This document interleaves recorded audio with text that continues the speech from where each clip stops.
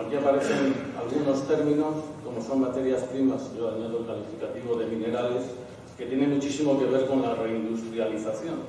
Parece que nos hemos despertado de repente, nos hemos caído del árbol y hemos descubierto que para luchar contra el paro hay que reindustrializar el país. Pues efectivamente es así. Si tenéis en algún momento oportunidad de correlacionar el peso de la industria, el Producto Interior Bruto que genera la industria en cada país, con el porcentaje de paro, veréis que es inversamente proporcional. Y sale una correlación perfecta, es decir, que países industrializados tienen muchísimo menos paro que el que tenemos en España. Esperemos que ese error que hemos cometido no lo volvamos a cometer. Y me estoy refiriendo al sector de la construcción, que es necesario, y al sector del turismo, que también es necesario, pero lo que necesitamos sobre todo es industria.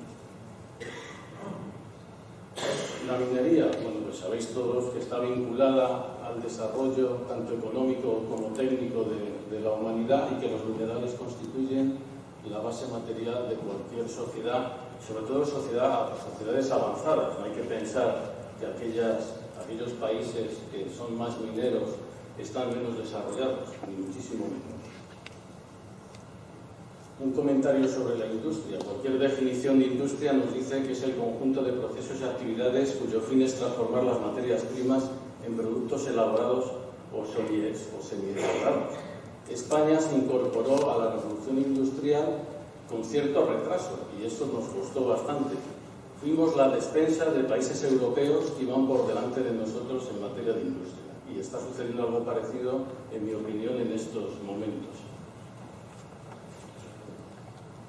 ¿Cuál es la evolución a nivel mundial, me refiero, de producción y de consumo de distintas materias primas o minerales o metales? Pues veis aquí unos datos estadísticos bastante recientes.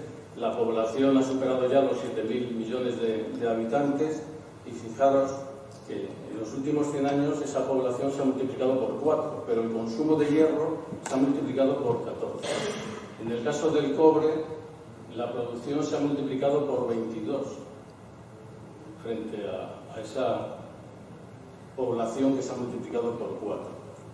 En el caso del oro tenemos el mismo consumo per cápita que hace 100 años, pero la producción es 4 veces superior. En definitiva, en los últimos 50 años hemos producido muchos más minerales que en toda la historia de la humanidad. Y eso es imparable.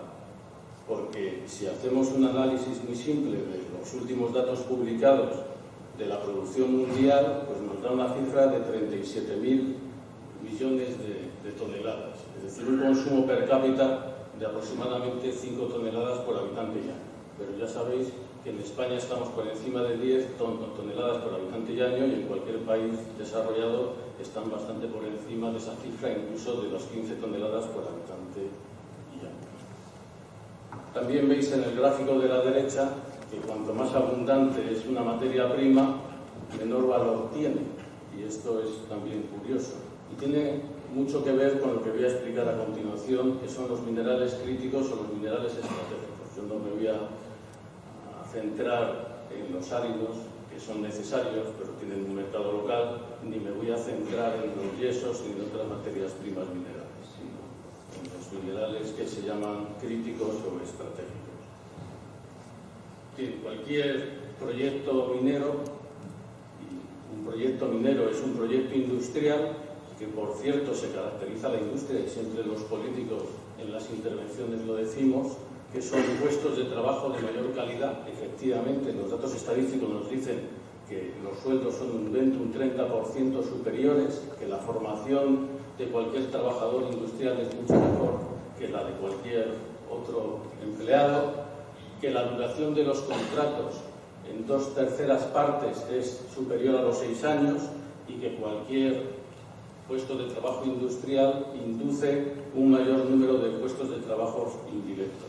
Y esto lo tenemos que decir desde los distintos sectores industriales a las diferentes administraciones, incluida la propia administración competente en materia de vivienda. Yo no sé si os habéis parado a pensar la escasa o nula tecnología que incorpora un piso nuevo de 200.000 o 300.000 euros si lo comparamos, por ejemplo, con la tecnología que incorpora un coche de 15.000 euros. Es que el coche está a años luz en cuanto al paquete tecnológico que incorpora, y eso hubiera servido para impulsar la industria en nuestro país. Ni las persianas están motorizadas, ni las calderas están reguladas. En definitiva, no tenemos tecnología en el sector de la vivienda, pero ahora estamos todos muy contentos porque nos dicen que está volviendo a resurgir.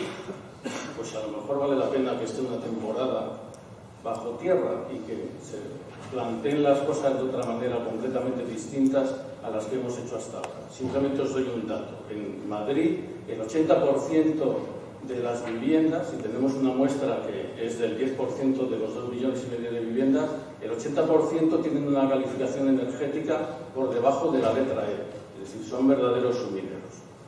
Bien, simplemente con esta pantalla lo que quería poner de manifiesto es que hay muchos profesionales que están relacionados con la minería, desde la fase de exploración, investigación, el diseño de las explotaciones, procesamiento y comercialización, y eso requiere verdaderos especialistas, como os podéis imaginar.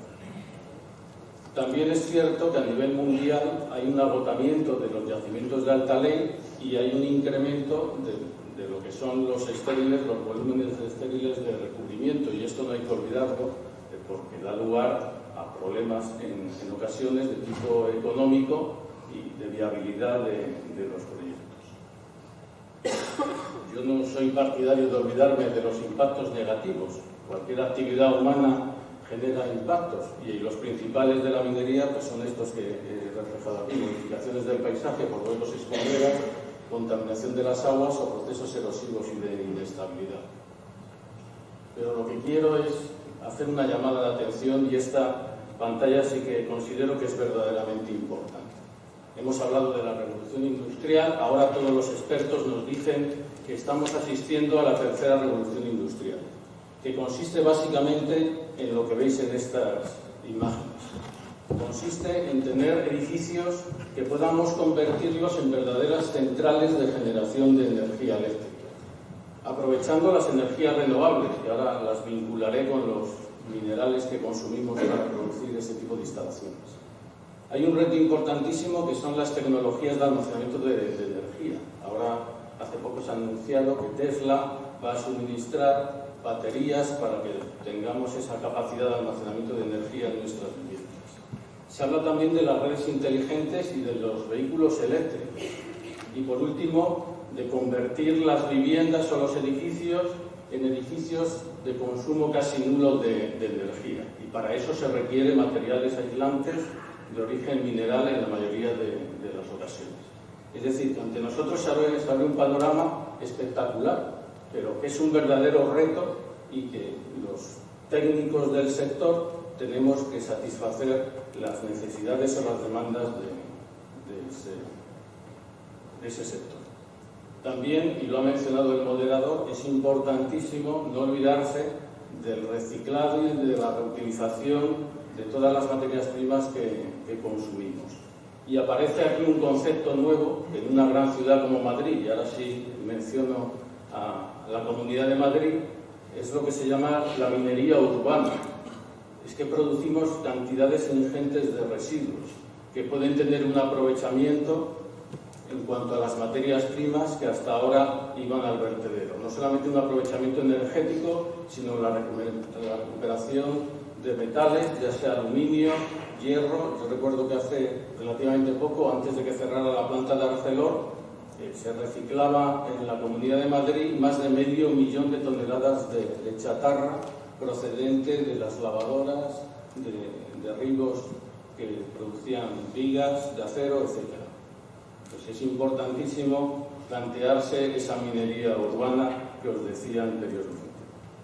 Esto es lo que se denomina la rueda de los metales, y no es otra cosa más que llamar la atención en cuanto a lo que son los metales, vamos a decir, principales, que son los que están más cerca del círculo negro, los metales secundarios que se obtienen como subproductos, y luego los metales y elementos raros, vamos a denominarlos así, que ya ha mencionado Alfonso, que están ahora de moda. Y no es que estén de moda porque sí, sino porque países avanzados como Alemania, Estados Unidos, Australia, etcétera, se han dado cuenta de que el desabastecimiento de esos minerales o de esos metales puede colapsar la industria más avanzada tecnológicamente, como es la de la informática, la telefonía, la de las energías renovables, como comentaremos a continuación. Algunos ejemplos. Todo lo que se refiere a ordenadores y teléfonos móviles, pues consumen cantidades importantísimas me refiero en cuanto a variedad, no en cuanto a cantidad de metales o de elementos extraños. Por ejemplo, un teléfono móvil requiere 9 miligramos de paladio, 24 miligramos de oro, 250 miligramos de plata, 9 gramos de cobre, 3,5 gramos de cobalto, de tántalo de indio, que se utilizan en los condensadores, en las pantallas TFT, etc. Y fijaros que en estos momentos en Estados Unidos, por ejemplo, se están desechando más de 130 millones de teléfonos móviles. En China están por encima de 100.